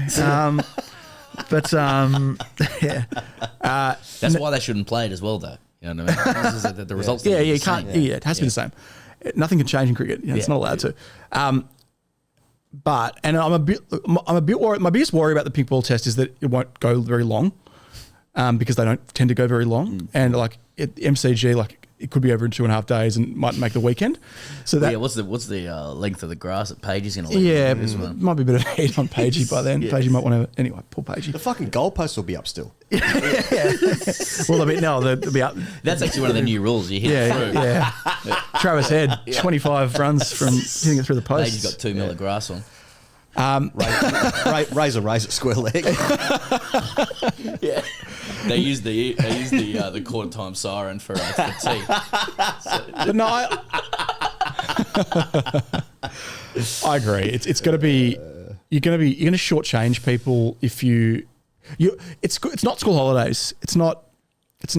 Daylight savings is over as well. I think it might still be going, but right. But it's not school holidays. People aren't going to be able to. People are working. Kids are at school. If you want people to watch this game, and it's actually better time zone for England as well. If you want people to watch this game and you're trying to grow Test cricket, it's a celebration of 150 years, but it's also you're trying to ensure that it goes on for another 150 years. And I know there's a somewhat at the fringes, but you're going to get more eyeballs. And I know it can't be completely beholden to the broadcasters, but the broadcasters have taken a pretty fair knock this summer with a couple of 2-day tests. And I dare say if they want one pink ball test a summer, they probably deserve it and should get it. So, and you're not going to play a pink ball test in Melbourne, a men's pink ball test, other than this one. So the novelty, I'm not particularly torn about it. I know others, Jim Maxwell, Adam Collins, John Etheridge, there have been a few who have been very outspoken, and I get their passion for the game. I get it too, because if you're going to do something acknowledging the history, then play it historically. But I'm wondering, why are we even doing 150 years? There might be a reason for that. Money.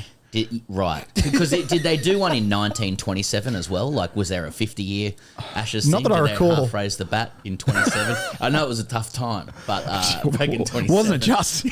But, the roaring 20s, actually. But 29, things turned a bit. Right, yes, indeed. But, that okay, so it's really it's a financial confection. I mean, okay, of course it's a wonderful thing. It's a great event, but they wouldn't be, put it this way, they're not going to be doing it if it's not going to make some money. Coin. Yeah. So, and it worked out nicely because the way the FTP was, Future Tours program, was initially they had on that program 3 tests against New Zealand, which was going to be over the Christmas New Year period, Melbourne, Sydney, and then the 2 against Bangladesh in March, and that would have been the home summer, with 5 against India in between. Yeah. Now, I don't think anyone at the CA or the venues really wanted a bar of Bangladesh being their summer test. I can understand that. There was a willing partner in the top end venues to have Bangladesh move to August 26. Add an extra test to New Zealand, bring out the 150. Suddenly you got 5 tests that are more palatable for broadcasters. It's a nice little package. It worked out. The Gabba doesn't get one because that was sort of in that twilight zone where things they weren't sure what was going to happen with the Olympics and whether it was going to be used for the Olympics or to redevelop. So they miss out on a test that summer and then go back to getting one the following summer. So that's sort of a little bit of the history around it. I don't know whose idea it was initially. I think Romantics liked it. And I know in journalism, any anniversary is a great excuse to write about something. Yeah. It's just a great, 150. Let's write about we write about Test cricket anyway. But people are writing about the 10-year anniversary of the Essendon drugs penalties this week. It's just a great. It's a good idea. It's a great excuse to interview Joe Watson. Yeah. So what an excuse to play an extra test against England, which will draw people in. Why not? So obviously there's been like a big spotlight on different high performance setups and cultures ahead of a new cycle. So with that in mind, like why do players at Carlton suffer so many training ACLs? It's a real mystery. I wonder if it's something to do with the turf. It's dragged across multiple I can't believe we're talking about this, but it has dragged across multiple high performance teams. You know, they moved on Andrew Russell, he left, and the new team's still struggling. So no, that was very unfortunate for Jesse Motlop the other day. Is this still on? Yeah, yeah. That's just. I mean, what do you think? I'd like to know about preparations. Like, is Snicko dead? Can a technology have a worse summer and survive?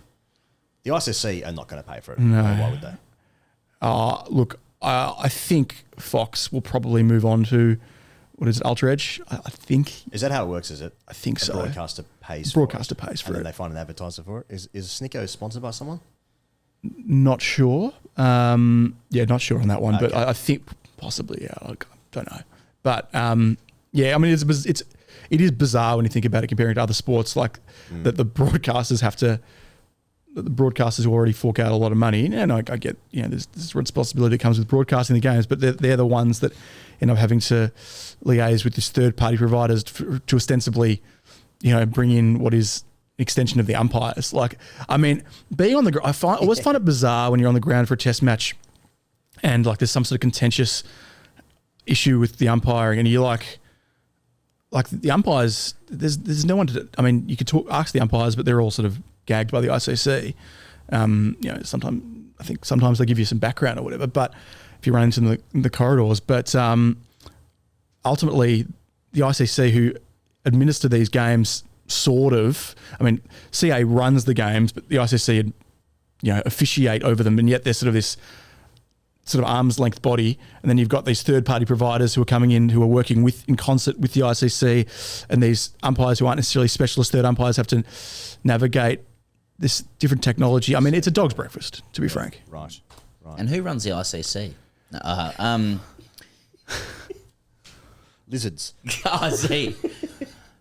Daniel Cherny, Chief Cricket Writer, Kayo Sports. Thanks so much for joining us. I don't know why I had to say your title there again, but I did. Thank you for coming in. Always a pleasure, guys. Thank you. Thanks very much to Chern for joining us on the show. All right, the BBL. The only place to watch every BBL match live is on Fox Cricket, included on Kayo Sports. Pezza. I mentioned before, TGC Alt Comms, Thursday night, Renegade Scorchies. Get that on Kayo. Excited for that. Genuinely. Did a couple of games last year, and here we are again. Bit of good news. Smith, Starc, Carey, Marnus, Khawaja all playing. So is Weatherald, Webster, Inglis, Doggett, Murphy, Nisa as of tomorrow, the 14th, I believe it is. Green and Head are rested ahead of the T20 World Cup. Scotty Boland also rested after playing all 5 test matches. I also really enjoyed Kath Lachlan asking Alex Carey, "You looking fresh?" To which he replied, "I'm glad I'm looking fresh." Before playing a game for the... I wonder if that was a Woolworths integration. Strikers. What else is happening in the cricket? Well, the Stars get the mace back. Beauty. So that mace gets exchanged like every game? Every game, yeah. If it changes. I enjoyed Stoinis, captain of the Melbourne Green, saying they get it for 5 days, we get it for 12 months. That was after Sam Harper hit 84 red off 51 to smash the Renegades at Marvel in front of 42,000 people. Nice. Good turnout for the Melbourne games. Yeah. It was 68. The other was 110,000. Yeah. Did Jackson Warne run on the field after? Well, I didn't see that. Tom Rogers also hit a 19-ball 50 in the chase. So that's what's going on. And then, the main story. It's hard to do BBL when there's a game on every 2 minutes. But I did enjoy Rizwan getting retired for the Renegades last night against the Thunder. He was 26 off 23 before the coaching staff brought him in. You might have seen the Chief and the captain, Will Sutherland, standing in the boundary, full kit, bringing him in. Rizwan's averaged 20 and striking at literally 100 this season. 100? He's batting 3 and he's striking at 100. I mean, what 400k? What a great addition to the BBL. That's been.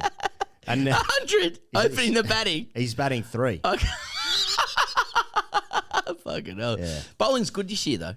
Yeah, that's right. Yeah. There's been multiple scores of like 230. He's got to do that at Marvel. Yeah. Just getting into the depth of Riz. Yeah. Harris Ruff's been great though, as he has. He is. Every time he comes out here. Yeah. Who's out here? Hassan Ali is also out here, and Bubba. Bubba's out here as well. Shaheen. Yeah, Shaheen. Well, Shaheen's injured his knee, so he's not playing. So in terms of the Pakistani contingent that's joined us for the BBL, hit and miss, I would say. Hit and miss. I was just speaking of Pakistani stuff. I was fortunate to be away with my family, my wife's family actually, last night, only for a day or two, and discussion turned to the Olympics. I was just realising that there is a chance at the LA Olympics in 2028 that, like, what if there's the final for the gold medal matches between Pakistan and India for a gold medal at the Olympics? I'd imagine the security would be pretty hot. Given our experience in New York a couple of years ago. Yeah, in America for a gold medel. Well, and what's happened to Australia? Yeah, well, exactly. Well, yeah, they actually picked Steve Smith. It was just cheaper for him to get there. Yeah. Why do they keep saying like Steve Smith's got his sights set on the Olympics? Like it's a T20 comp. Like shouldn't he just get into the T20 team? Is that like our way of saying we're going to be treating this the way that other sports for whom the Olympics isn't important treats the Olympics? Yeah, but it'd be a nice story for him, you know? Yeah, because we can say in articles that he lives in New York. Yeah, that's right. Midtown. Okay. Soho Smith. So that's fine. But yeah, okay. So the Olympics could literally be India, Pakistan, and the Olympics is it's an India TV rights thing, right? And like probably everything. Pakistan India final. I mean, please make it in America. Yeah, for gold. But I mean, will they put them in the same group as happens every World Cup? Not at the Olympics. Not the Olympics, no. the bastion of ethics. Surely. Yeah, the Schweinsteiger. What is Bastian Schweinsteiger? Yeah. Why are we talking about that? Oh, no, you said Bastian. Oh, thanks. Yeah. Sorry. Yeah. Bit of word association. Sorry, pardon me. So, yeah. Sorry, I derailed that, but we're just saying the Pakistanis are, they're a mixed bag, and that's actually how they play. Yeah. Which is what we kind of like. Yeah. Hey, Bubba Azam, I just feel like it's been a while since, it's titillated me. It still looks nice. It's still it's one of the best looking things I've seen. The ball's departure from the bat is still among the best ever. I've always said that, but yeah, he's also pretty unders, isn't he, in this tournament? I mean, he's made some runs, but he's also striking at about 100, isn't he? Yeah. But he walked out of the members with Steve Smith the other day in a rain-affected match. Yes, yeah, that's right. That more people went to, I think, than any other. I heard this, like more people were at this. There's a highest crowd at the SCG for a Sixers game that was not a derby or a final. Okay. So like just regular season game against whomever that isn't the Thunder, and like more people there than ever. Rain affected, sadly, and ended up being a washout. But we got to see Smith and Baba bat. Walk out to bat, yeah. I just got to say though, like he's obviously a titan of Pakistani cricket, Baba. But when I saw like Steve Smith and Baba walk out, I was like, I know who my dad is. Yeah, I know. You know what I mean? I know. Do you know what I think? Like, speaking of Steve Smith, I think that's why that 100 at the SCG it was perfectly timed, because Joe Root, monkey off the back, broke the duck, etc. Very passable, if not very good Ashes series for Joe Root. I think it was like 200s and not much else. Anyway, it doesn't matter. So then you start getting the conversations about, he's chasing down Sachin. He tipped his average 1 point above 40, I think, in Australia. He's averaging above, I think he's like 51 or 52 now. That's really good. Smith was averaging nearly 60 for a long period of time, sliding down to a mere 55 or some shit like that. But then, like, I've actually got a few. I like where this show's going. There's a few, like, just let's, without any direction, get a few thoughts off our chest. Because we're going into a Smith Root conversation now. Well, yeah, in the Big Bash section. Yeah, that's right. Yeah, well, you saw Smith walk out to bat and safety. Like this guy wants totally. to bat. Yeah. I'm for it. So Steve Smith has more Ashes centuries than the whole of the England's current squad put together. 13 for Smith, 11 for England. Apart from Root. No. Ashes centuries. Ashes Sorry, century, mate. Yeah, Sorry. Yeah. Come on. So Stokes 4, Root 6, Crawley 1. I guess Bethel 1 as well. So that'd be 12. So Steve Smith has 13. Steve Smith is now the second highest run scorer in Ashes history, only Bradman above him. He's got 815 more runs in the Ashes from fewer innings than Joe Root. Most Test centuries as Test captain. 18 from 45 matches, averaging 69 for Smith. It's only one less than Ponting. What else we got? Steve Smith is the only batsman to score 10-plus centuries versus two different opponents in Test cricket. 13 against England, 11 against India. You know. So it was like Root did something very special at the SCG, Exactly, and yeah. Smith clocked on for work. That's right. Yeah. That's right. Root 4 more hundreds than Smith. Yeah. Smith From about 78 fewer innings. Yeah. So you talk about the generation. You know, we're just cheerleading now, but you know. Well, if there's ever a time. Yeah, I mean, it just, you know, but your point was as you're watching. No Steve fourth Smith- innings hundreds for Smith though, so not clutch. I saw a thing on Twitter in the Not 4U section. Remove the player who's not clutch. Is that just Australia don't chase much in the fourth innings? I don't know. Or they chase No, fuck it's all? not clutch, mate. Oh, he's not and also clutch. sandpaper. I also enjoyed Kumar Dharmasina's Instagram where he's posting a hype reel of himself and the caption is, "Stay with your original decision, Kumar. You're on screen."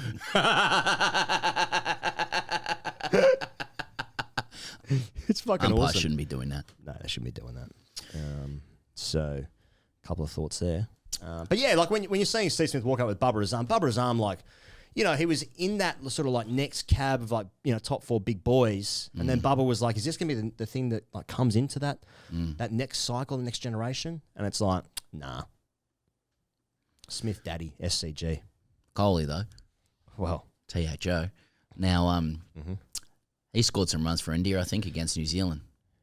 Yeah, that's right. He can't stop scoring runs. Yeah, he plays ODI cricket now. He just plays ODIs. Yeah. Him and Rohit, just ODIs. A lot of pressure to win that World Cup next year in South Africa. No tests, no T20s, just ODIs. I mean, it's probably no pressure at all, but, you know, just wants to do well. Yeah, they I chased. can't believe it's in South Africa. Yeah. Yeah. Should be a watchable time for us. Will it? Is yeah. it? Oh, it should be. I don't recall watching a lot of like South African ODI night cricket, but probably just wasn't on TV because it was 1994. I remember watching the first innings of the 2003 World Cup final. Mm-hmm. So that's something. I remember an ODI series over there in Australia was like had novel jerseys with the Coca-Cola sponsor. Oh yeah, Yeah, Oh yeah, that good was shout. nice. Good shout. Yeah. So India are playing ODIs in New Zealand against New Zealand. Sorry, they chased 306 in the first game with 6 balls to spare. Kohli 93. Guy's a freak. He's an absolute freak. At the Under-19 World Cup starts this week, Pezza. Australia have Ollie Peake. England have Thomas Rue. They're excited by that. India have Suryavanshi, who's still 14. 15 in March, I think I saw. No, isn't there a different kid called Suryavanshi now? Oh, is there another one? Yeah, I think so. Damn it. The other one, well, yeah. Another 14-year-old. Japan have a player called Taylor War. Yeah, I saw that. How fucking awesome is that? That's awesome. That's so awesome. That Japan are even in it. That's awesome. That was a good away trip. Shulman Gill left out of the India squad. T20s. For the T20 World Cup, yeah. That'd sting, you'd imagine. I mean, good luck. It's like, captain mate, of just do the other two, mate. You'll be fine. But those guys at that level, I mean, even Marnus is like this, and understandably, like when Yeah. you're around all your cricket mates and everyone is good at cricket, you're like, I want to be in all the teams. And Australia's playing. I play for Australia. I play for them, and I want to show play that for I'm good India. at that. I'm good at everything. I'm the captain of India. Yeah. I play this. T20 is our format. Yeah, that's right. I want to do that now. What is the format of Indian cricket? Let us know in the comments. God. What's wrong with that question? I mean, is T20 cricket the leading format of cricket in India? Is that the one that the nation gets up for most? You know, I mean, it doesn't. There's obviously not going to be any one specific answer, but is there a general vibe? You can say about Australian cricket unequivocally that Test match cricket is the format that the nation cares most about. Yes. I'm just curious to know, Well- which should speak to the Gill question of like, well, what is the format he'd most like to play? But that might be a different one because players, like people that play cricket, they want to play Test cricket. Agree. But more people watch T20 cricket. Well, more, especially more Indians do anyway. I mean, Particularly the IPL as well. Like, I mean, you want to be front and center for that, which Shubman is. He but is, yeah. So, I mean, even anecdotally, like when we first, well, one of the early times we went to India was the last Border Gavaskar, and people were like, why'd you come here now? Come in for the IPL. Correct. So, I don't know what that means. Anyway, Fraser McGurk hit the roof in the BBL, which was a dead ball. So play on there, and then the top 4 are Hurricanes, Scorchers, Stars, Sixers right now. So and they're that's probably what you want, isn't it? Yeah. Hurricanes have been the standard. The final last year at Hobart was good. Hot, yeah. Like as in like just packed stadium. Yep. Nice to see a Hobart packed. Tim David injured though. Yeah. At TD. That's a big lot. That's a hole. Yeah, but more interested in the hamstring getting right for the World Cup. Of course. And you're fired up for the World Cup as well? Yeah, two and a half weeks or so it starts. Yep. Rest of the boys. I am like it is disappointing with Cameron Green, who's literally gone for $5 million in the IPL, who's not playing in the Big Bash because loads and whatever, get him right for the World Cup, etc. But it's like this is sort of part of the thing with the Big Bash, right? It's like the most expensive player in IPL history doesn't play in the domestic tournament in Australia. Frustrating. There's reasons for it. I'm just saying, like, it's just frustrating for fans. Oh, mate. I mean, obviously we're doing the Ashes hangover stuff now. We're picking at the carcass and there ain't much left. It's a roast chicken from Woolies or Coles, and you're at the bone, and the cartilage and that kind of stuff. And it's a bit sweaty in there, and you're like, throw this out, please. I think we got maybe a week or so of that, but I mean, the next huge conversation in Australian cricket is like, what becomes of the summer following the sale of the Big Bash League, which will be sold. There will be positions taken and postures and situations that need resolving and and stakeholders need to be protected and optimized and stuff like that. But like the existential question of Australian cricket for like the last 10 years has been, how do you get Australia's best players playing T20 cricket? And I think until they solve that, the country will always have a somewhat discordant relationship with it. Of course, people watch the BBL. Of course, numbers are up. Of course, it's great to have it wash over you. But it is not taken particularly seriously here, not only by fans, but by players as well, right? And like that is what is coming up. And it'd be interesting to hear how that is explained to the public who haven't had it explained to them yet. I don't even think the public are aware that is a question. What will our summers look like when these franchises, who will purchase on the basis of access to the best players, need them available? What test matches move? What becomes of the game? What changes for the public with the summer the way that we currently experience it? Yeah, it's funny because like you would imagine that the impact of like why the crowd's been up so much this year is on the back of the Ashes, on the back of the Test. 100%. So people still like that more. So when it is MI Sydney or whatever, and the Ashes are back on here in 4 years' time, when is MI Sydney playing? How is Pat Cummins playing in that team? What changes to the Test match there, right? Is it nothing? Are we into January? So does that competition happen when the SA20 is on and the ILT20 is on? So the same franchises have other teams playing at the same time, therefore there is a dilution of talent. I mean, there's still only a 4 to 6 week window to play cricket in Australia, and they're currently filled with Test matches. What happens? The last time they played T20 cricket here was during the World Cup, and numbers were down deluxe because we're still talking NAB draft. Oh yeah, big time. NAB radio. Fuck, what is it called? Draft radio. Well, your window to get Smith Optics is always open here with TGC, where you can use the code FAST to get 25% if you order at smithopticsaustralia.com.au. And we saw as Heady was out at Kooyonga draining massive putt in the Smiths again. Now, if you think that like some of these shades, a little bit like too red hot to wear on the golf course, well, you can go again. You can go for the lifestyle range, and then you're good to go on the golf course as well. Travis said there was like even a fucking there was even a reel of him just like, a hot reel, just clipped up, just sinking putts. Yep. Nailing drives, irons in hand, putts off the green, arms aloft. I mean, these guys are just running so hot at the moment. Travis said especially. And Kratz. I think Kratz is in the... is Kratz in the Smiths? Yeah, I think so. We should... I think he is. I think he is, yeah. I think he is. I think everyone except for like 2 people are. Yeah. and they shouldn't be named. They like opposition leaders. They will not politics, be named on this show. Yeah. Anyway, Voldemort style. Smith Optics has had. There's only one company that's had a better Ashes than the players themselves, and that is Smith Optics, who just continue to deliver over and over again. Use the code FAST at smithopticsaustralia.com.au. Were you about to say something? I'm just checking. I mean, let's just say Starc's in the Smiths. I'm pretty sure he is. Yeah. I mean, happy to just say it. Yeah. Happy to just say that he's with them. Tell you what it says, Michael Jordan. Don Bradman, actually, little known fact. He was in Smiths. Not many people know that. Before he retired. Yeah. He was in their prescription ranges. Yeah. Yeah. Wasn't wearing them when Hollies bowled that wrong one. No, that's why I was crying, because he thought someone had stolen But he was Smiths. He had the Smiths reading glasses, particularly when he was taking on Kerry Packer in World Series cricket. Yeah.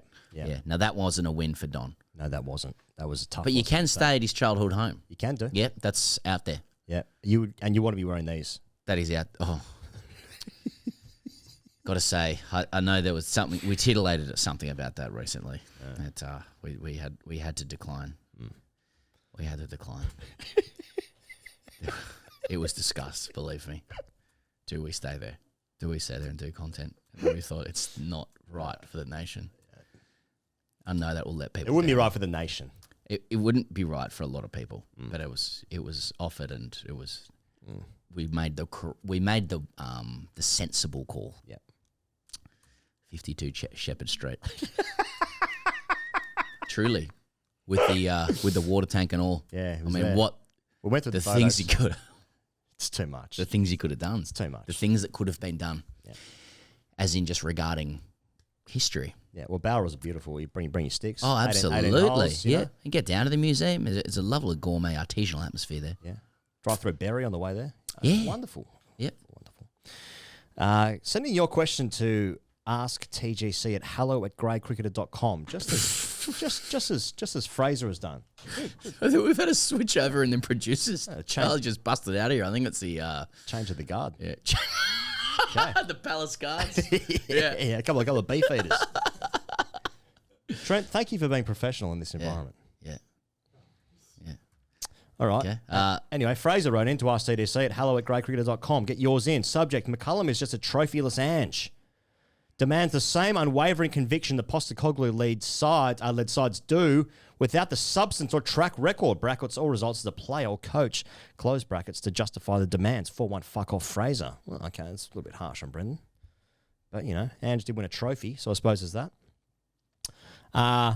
Anik wrote in, boys, Kayo's highlights of Kerry O'Keefe commentary this summer got me thinking, how would you rank the Australian Test squad by their commentary potential? Would the Ortis, Marnus and Smith give you good nonce chat, or will the safety of Cumdog prove Ponting-esque? Love your work, daddies.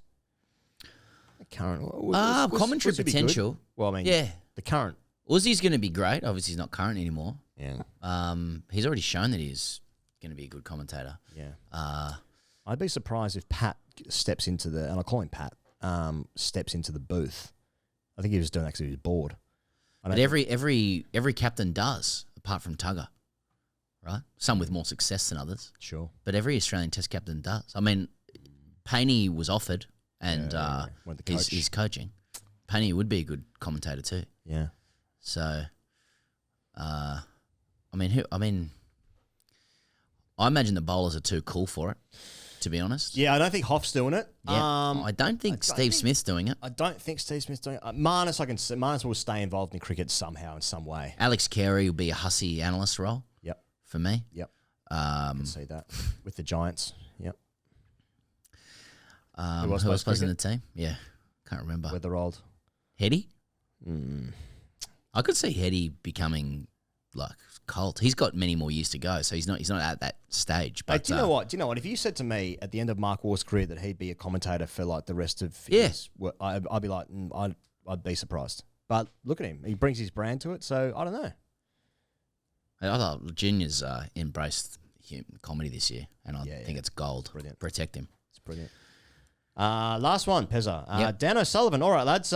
If you Aussie cunts are enjoying yourselves shading surfing, what the fuck am I doing bouncing between your podcasts? Is this Shaden sadomasochism?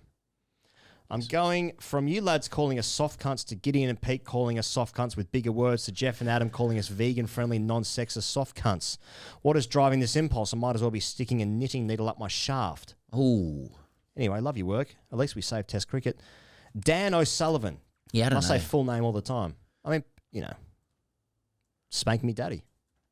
Whatever your proclivity. Are you a listener to podcasts when any of your teams lose? No, nor I. I pretend it doesn't exist. Yeah. Barely saw the 05 Ashes, to be honest. I watched it once and I don't engage in any other conversation about it. Like, oh, what a great test Old Trafford was. I don't give a fuck what happened at Old Trafford. I unsubscribe from streaming services. Exactly. I think McGrath took a couple of polls in at Lords at the start, and Warney was okay. I'll see some footage of that. Yeah. Apart from that, fucking no interest. I'll sign back up, like if there's a semi-final, I'll have a look at that. But yeah. So if you're into the sadomasochism, that's all the good for you. Yeah. All the best. Well, there you go. Ashes come down, Ashes hangover. Thanks to Dan for joining us on the show, and we'll see you guys again on the internet real soon. Goodbye.